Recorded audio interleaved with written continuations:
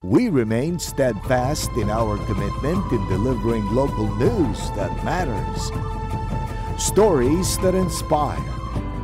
Enriching the lives of Filipinos in the Philippines and across the globe. This is your GMA Regional TV. Buong puso para sa Pilipino. Luzon Grid tigpa sa irarom sa red as in yellow alert. Babae gadan sa nagbungkaras na kasulo sa Camarines Sur.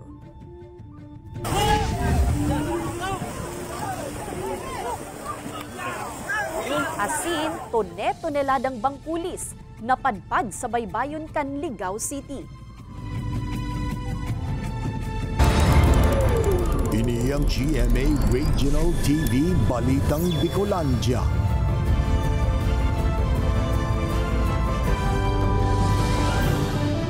Diyos marahay na hapon mga kapuso, unina ang Balitang Bicolandia. Hatud miyan pinakadarakula asin pinakabagong mga bareta sa Kabikolan. Kami ang tropa nin katotohanan, mahatunin mga baretang mayong pigkikilingan, mayo nin pigpoprotehiran. Live hali digdi sa GMA Complex sa Naga City, ako po si Kate Dalavieres. Mga PUV sa Bicol Region na daipa nagpapakonsolidate, nasa 15% na sana sigun sa LTFRB. Uya ang report ni Rosie Nieva. 2 semana antes ang deadline kan PUV consolidation, day pagiraray nakakapakonsolidate ang jeepney driver as an operator na si Rolando. Sigun sa iya, mayo man siyang problema sa modernization program kan gobyerno, alagad mayo pa kaya siyang pondo para digdi. Single operator ako, gusto ko magpakonsolidate programa kang gobyerno. Kaya lang, ang bigahagad kang mga kooperatiba, dahil ko mang kayang ibayadan. Sa datos kan LTFRB Bicol, nasa 85% na sa mga PUV na kinababalehan kan PUJ as in UV Express sa rehiyon ang consolidated na. Huli kaini, nakatalaan man nasusugon kan opisina ang natatadang 15% nganing maaraman kung taano tadai pa ini nagpapakonsolidate. Kaya tinitingnan namin ito, hinihimay namin dito na baka itong 15% na ito na natitira, ang iba nito talaga ay hindi na nagbabiyahe ang mga units, baka sira ito. Sa ngunyan, padagosan pangapudan kan LTFRB Bicol sa mga natatadang driver o operator na magpakonsolidate na antes mag-abot ang deadline sa Abril 30. In kasong dai makapakonsolidate ang natatadang 15% pagkatapos kan itinaong deadline, kansilado na ang prangkisa kan mga ini as in dai na pwedeng magbiyahe como PUV, hulit na konsideradong kolorum na ang mga ini. Pinaraman kan LTFRB ang paghandal kan pirang pasahero na tibaad maapektaran sinda kung magkaigwanin kakulangan sa mga mabiyahing lunadan. Aminado man ang opisina na igwasindang na-identify na 35 areas of concern sa rehiyon na pigibuhan indanin maninigong aksyon. But I made already an action plan regarding this. Nakausap ko na rin po ang mga co-op na malapit sa ruta na ito na sila ang a-adapt kung sakali po na hanggang April 30 yung mga units or operators na nagbabiyahe sa ruta na ito ay hindi mag-consolidate. Kaibanan si Juvel Ubiso, Rosie Nieva, Balitang Bicolandia. Anom na stalls na tumtumnin kalayo sa nagbungkaras na kasulo sa talipapa sa Virac, Catanduanes. Mantang saro gadan asin saro irido sa kasulo sa Kanakman, Camarines Sur. Si Chris Novello nakatutok. Nasa anom na stall asin sarong bodega ang natumtum sa nagbungkaras na kasulo maagahon kan Abril 15 sa talipapa sa barangay Bigaa sa Virac, Catanduanes. Nadamay padigdian sarong motorsiklo asin pick-up na nakaparada sa lugar. Sigun sa BFP Virac, gibosalet materials ang mga stall sa lugar kaya marikas na naglakop ang kalayo. Kinakarkulo na nasa 103,500 pesos ang inisyal na danyos na tigwalat sa istruktura asin na ipakabali sa kantidad na ini. Ang mga nasulong paninda asin iba pang kagamitan. Mayo man din nakulugan sa insidente alagad, padagos pa ang pigigibong investigasyon kan mga otoridad sa pigikanan kan kalayo. Sa ngayon po, ni-establish pa rin namin ang cause and origin ng fire kasi upon investigation, marami ang lumalabas na kwento na iba-iba. Gadan ang sarong 73 anyos na babae sa nagbungkaras na kasulo sa sarong residensya sa barangay San Juan, Kanakman, Camarines Sur, bagikan Abril 14. Irido man ang nagum kaini na dating kapitan sa lugar, makalis magsabot din lapno sa Manila na partekan sa iyang lawas. Pigtutubo na naigwang binalikat ang babaeng biktima sa laog ka na susulong harong sa matrap ini. Sinasabi ninda, kwarta yata ang binalikan. nakalaag sa cabinet. Kung may hiling ta si Gadan, si victim, si ma'am, nakamayo na siya sa igdaan, paluwas na talaga siya. Hindi ko pa agad napansin agad yung sunog. Dala nang natulog na po kami. Galing po kami sa reunion na 13 na gabi po. Nagpapadagos pa ang investigasyon kan mga otoridad sa pigpuunan kan Kalayo alagad sa mga pighihiling kaining kausa ang faulty electrical wiring. Napagarama na pirambulan naman subot na daipig-istara ng harong antes mangyari ang insidente. Nagpagirumduman ang mga otoridad na regular na ipa-inspeksyon ang electrical wiring kan harong para maibitaran ang kaparehong insidente. Kay Banan si Carlo Abunita, Chris Novelo, Balitang Bicolandia. Sarong daraga na dukayang nagpapataw-pataw asin mayo na ni buhay sa sarong salog sa Ocampo, Camarines Sur. Pamilya kan biktima nagtutubod na may foul play sa pagkagadan kan sa indang partidaryo. Hararom na investigasyon kan mga otoridad sa insidente nagpapadagos. Tutukan sa report ni Chris Novelo. Nagpapataw-pataw asin may naning buhay kan madiskubre kan mga residente ang babaeng ini sa salog na sakop kan barangay May Ugop o Campo, Camarines Sur pasado alas 6 kasubagong aga. Ang nadiskubring bangkay tulos man na binisto kan mga partidaryo kaini na residente kan barangay San Ramon sa Iriga City. Paalam daw sa magulang niya na pupunta lang sa Waypayan. Tapos wala na po akong alam. Tapos naalaman namin kaninang umaga, yun na po sir.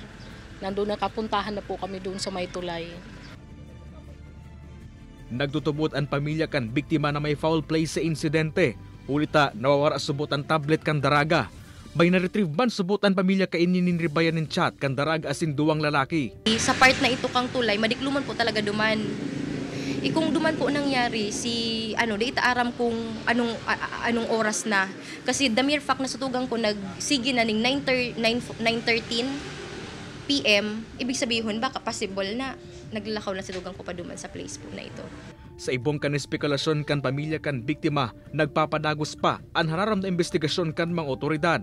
Kasubago kan isiniraram na sa autopsy ang bangkay kan daraga para maaraman kung ano ni kinagadan kaini. Isiniraram man ini sa medico legal para madeterminaran kung nilugusan ang biktima. Kay Banan si Carlo Abunita, Chris Novelo, Balitang Bicolandia.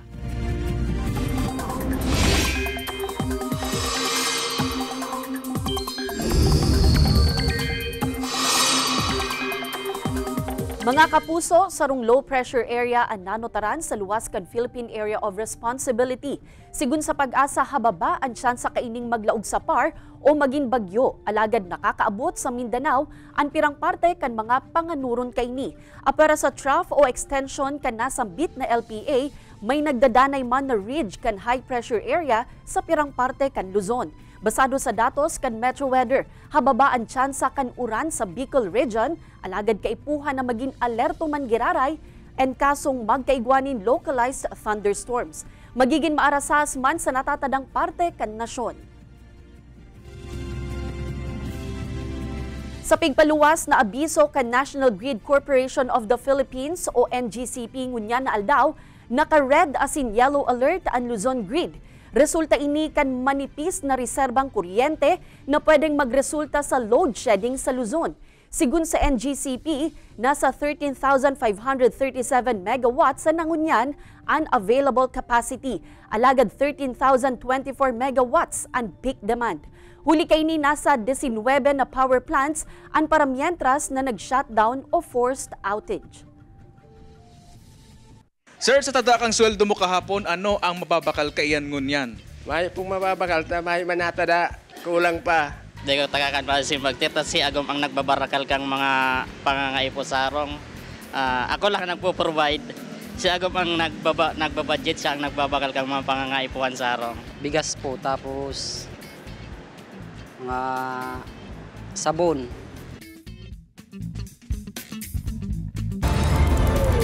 Ini ang GMA Regional TV Balitang Bicolandia.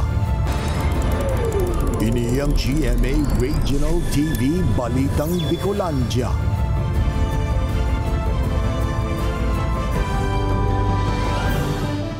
Pirang mga agri-products sa Naga City bagsak presyong ngunyan huli sa dakul na supply. Mga paraoma agrangay an hababang presyo kan sa indang mga ginusing produkto. Uyan report ni Rosie Nieva. Agrangay ngunyan kan mga paraoma sa Upper Barangay kan syudad ni Naga ang hababang presyo kan sa indang mga pigusing produkto. Ang dati kayang nasa 50 to 70 pesos na presyo kan kada kilo kan mga beans asin kamatis, ngunyan biglang bagsak sa 15 to 20 pesos per kilo. Aminado ang mga paraoma na lugi sinda sa sitwasyon na ini sa ngunyan. Bagsak po ang presyo. Dahil po madami pong nagtanim tapos mura po ang ang bili. Tapos naman, madaming nalugi kasi hindi na po tumubo yun, iba hindi na nagbunga. Sa mais naman nagbabawi ang iba, hulit mahal ngunyan ang presyo na nasa 65 pesos per kilo gikan sa dating 50 pesos kan bulanin Enero. Alagad hulita dikit ang nagtanom ngunyan sa syudad, kaya sa ibang lugar na muna nagkukuanin supply ang mga paratyenda. Sariaya, Quezon. Pag wala, minsan, yung sariaya ngayon walang mais, kaya galing Pangasinan Norte. Norte tayo ngayon. Sigun sa City Agriculture's Office, nangyayari ang pagbagsakan presyo kan pirang produkto sa ngunyan, huli sa dakol na supply, mantang naapektaran man subuot kan labing init kan panahon ang mga produkto kan mga paratanom. Yung mga bagsak presyo natin, lalo na yung sinasabing beans at kamatis, dala yun ng oversupply natin o sinasabing surplus. So expected naman yun pag sabay-sabay nagtanim ang ating mga vegetable farmers. Sa ibong kay ni Pigsyerto man kan opisina na permisin ng bukas na magtabang sa mga paraoma na naka-eksperyensya ng problema sa saindang mga produkto. Ini si Rosie Nieva, Balitang Bicolandia. LTO Naga nagpuon na liwat sa pag-imprenta asin pag-release nin plastic driver's license. Inisyal na nasa 45,000 na plastic driver's license card na resibi kan LTO Bicol. Kung pira pa ang backlog sa rehiyon, aramon ta sa pagtutok live ni Chris Novello. Chris?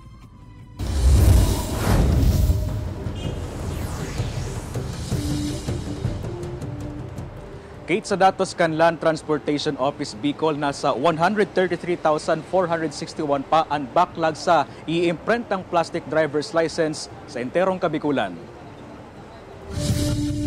Alas 6 pasananing aga nakapila na subot sa LTO Naga District Office si Ricardo Opeña kan Milaor, Camarines Sur. Inabutan ng cut-off kasudma si Ricardo kaya inamayan kaini na magpasiring sa opisina para maribayan na nin plastic card at sa ing papel na lisensya na tulumbulan na niyang ginagamit. Porta kung mabasa niyo, di malalapa niyo. Kaya po, itong plastic ka, magayon.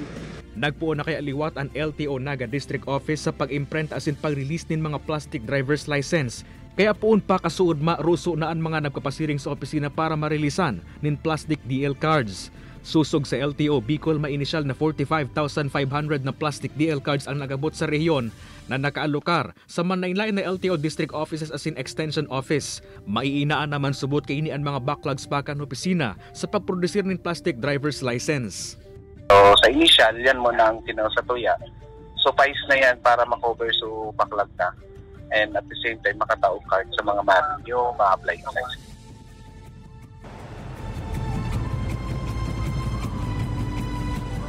Kate, kung babalikan, nasa kawaran kan plastic DL cards kan mga nakaaging bulan na piritan na hensya na mag-imprenta kan mga plastic driver's license sa papel na inconvenience subuot para sa nagkapirang mga motorista.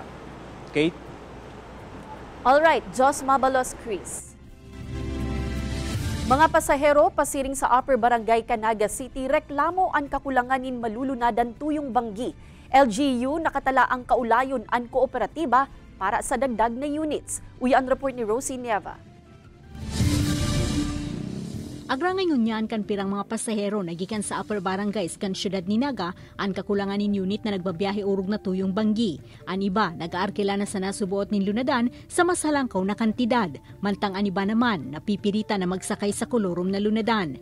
Pag minsan, pag kuyan mayo ng ibang sasakyan, maarkilan tricycle.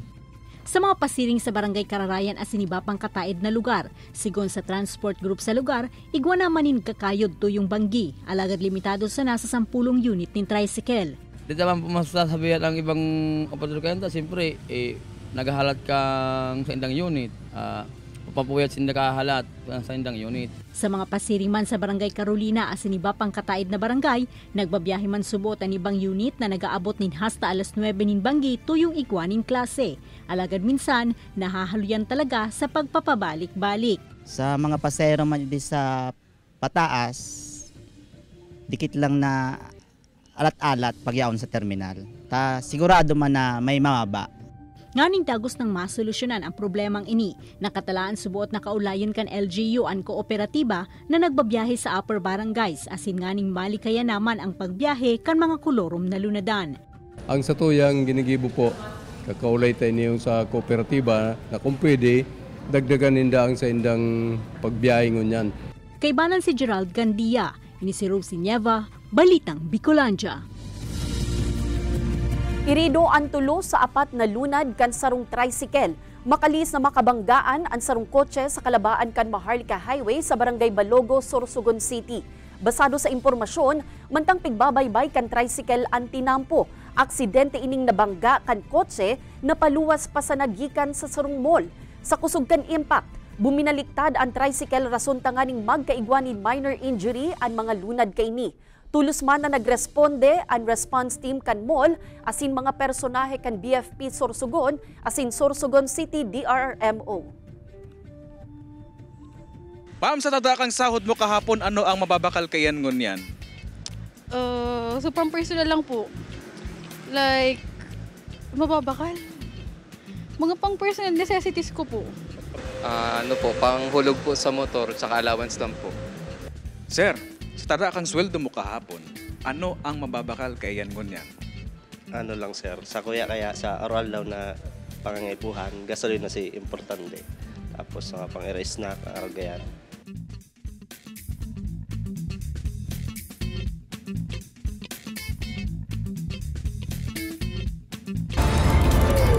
Ini ang GMA Regional TV Balitang Bicolandia. Ini ang GMA Regional TV Balitang Bicolandia.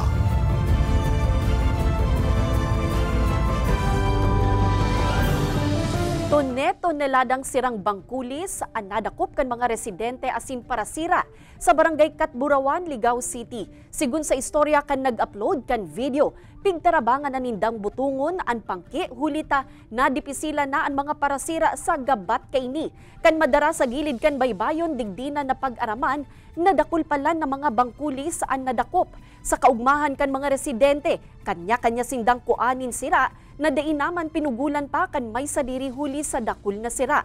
Bastante man subuot sa sirang dilis ang lugar na iyong pigkakakan kan mga bangkulis, kaya nagruluwasan ang mga ini. Dakulang bagay man subuot ang mahigot na pagpapangalad kan lokal na gobyerno sa illegal fishing sa pagdakul kan mga sira. Nagpagirumdom ang Civil Aviation Authority of the Philippines, VIRAC, na mahigot na ipinapangalad ang pagpapalayog nin buradol, hot air balloons, aerial drones o anuman na flying contraptions na posibleng magkausa nin aksidente sa aircraft operations. Ini makaliis na makasabit ang nylon string kan sarong buradol sa tuong pakpak kan eroplano na pa-take off na kuta. Asin naging rason tanganing magbalik ang eroplano sa VIRAC Airport. Maswerteng day ini naglaog sa may hélice kan eroplano. Alagad pigpapatanidan ang publiko na basado sa ordinansa kan banwaan ang pangyayari may penalidad nin 2,500 pesos. Sakop kan ordinansa ang 43 na barangay kan banwaan na nasa 5 kilometers radius sa palibot kan VIRAC Airport. Mientras tanto pirang mga buradol na ang nakumpiskar kan mga tauhan kan kaap sa palibot kan airport ngunya na bulan nin Abril. Malalaking saranggolang pinalilipad dito. Pag ito kinain ng na-ingest ng engine, lalo na nitong ating commercial flight, delikado mag-cause ito na pagkasira o magkaroon ng emergency. Libreng pamahawan, urual daw na pigo-presir kan man iba-ibang grupo sa Legazpi City. Uyan istorya ni Don Jimenez. Huli sa pagtaas kan presyo kan mga barakalon, dai maninigara na dakula nagsasakit sa buhay ngunya ng mga panahon.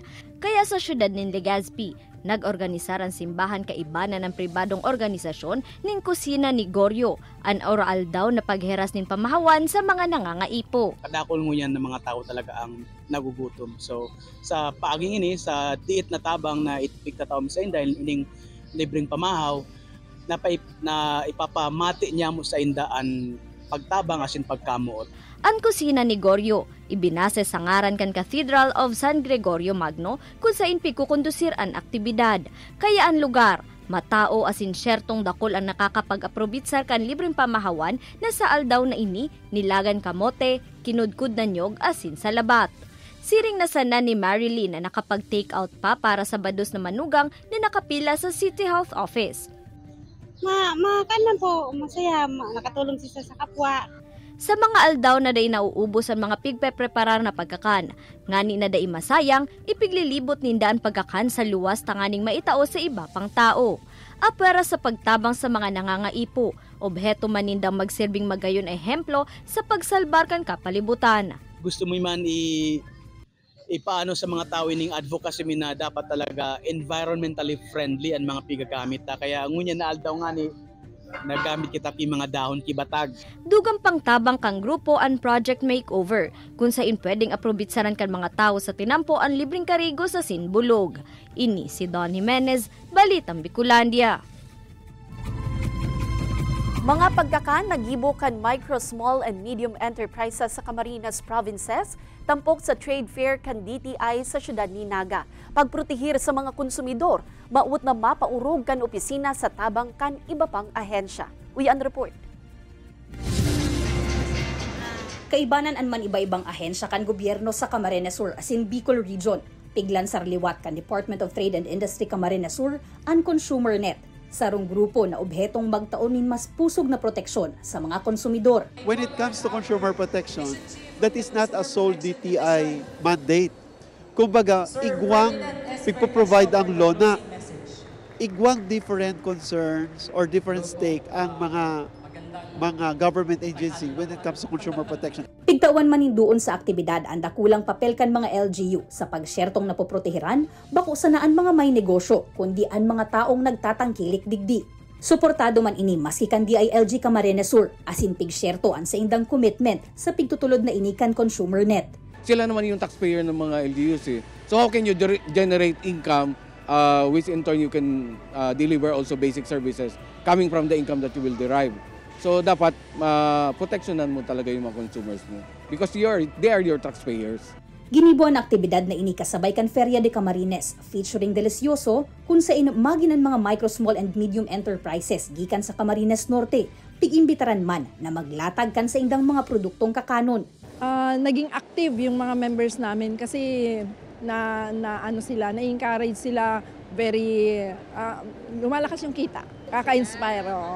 163 MSMEs ang nagpartisipar sa trade fair na anas naglalaom na sa paagi kan aktibidad, mas mabibistupaan sa indang mga produkto, siring man na mas maapresar kan publiko ang mga lugar na sa indang pinaghalian. Kaibanan si Jovel Obiso, Jessica Kalinog, Balitang Bicolandia. Paano ba maging pet hero? Yan ang napot na maut masimbagan kan Camarines Norte Provincial Veterinary Office sa mga residente kadabang ang sarong non-profit organization sa paagi kan mga information campaign asin free rabies vaccination. Sa pigkondusir na Pet Hero Seminar, pigtawang doon na ang pagiging pet hero, iyuman ang pagiging sarong responsableng fur parent. Pigharasman ang nagdadakol na mga nagbabalaw-bagaw na ido asin ikos na nagiging saro sa mga mayor na rason kan pagdakol kan rabies cases asin nagkakausa panin pirang aksidente. Sigun kay Dr. Mark Christian Parr kan Provet, apero sa rabies posible man na maging carrier kan leptospirosis ang mga ayam kung makakakan o makainom ininin mga pagkakan na kontaminado kan helang. Huli digdi, pigtatawang importansya ang pagkakapon sa mga atamang ido asin ikos, tanganing mapugulan ang marikas na pagdakol kan mga ini. Kasabay kan seminar, libre man ang pagpatudok nin anti-rabies vaccine sa mga ataman kan mga partisipante. Kasabay kan 225th Foundation Day kan banwaan nin Bato, Catanduanes, liwat na pigbuhay digdi ang mga tradisyonal na kawat. Kabali digdi ang laro ng lahi, darakupan nin urig, pururukan, motorcycle race asin mountain bike race. Yaon man ang kayak race asin water bike race na ginibo sa Bato River Park. Labi man ang kaugmahan kan mga tao na liwat na na-eksperyensya ang siring na mga aktibidad. Ang selebrasyon kan Foundation Day kan banwaan nagpuon pa kan taong 2000 sa lindong kan sarong ordinansa. Tinitwist lang po namin, ang gusto lang namin po talaga simple pero memorable po. Hindi naman, ayokong i-compare because still yung unity, yung pagkakaisa talaga sa kayong pagiging masayahin po, pagiging hospitable namin, yun lang po ang gusto namin ipakita. Madadalan ang episode na ini asin iba pang pinakahuring lokal na bareta sa official website kan GMA Regional TV, www.gmaregionaltv.com. Pwede man kamong magbisita sa samuyang official YouTube channel, GMA Regional TV, asin i-click ang subscribe button para sa pinakamaiinit na bareta halos sa man-ibaybang rehiyon. Mabalo sa mga kapusong Bicolanong nagantabay, maging sa mga kapuso nyato abroad. Ninhulita sa GMA Regional TV, Local News Matters. Asin yan, ang pinakadakula asin mainit na bareta sa Kabicolan. Ako si Kate Dalovieres. Kami ang GMA Regional TV Balitang Bicolandia, bilog na puwersa para sa mas dakulang misyon asin mas mahiwas na pagserbi sa nasyon.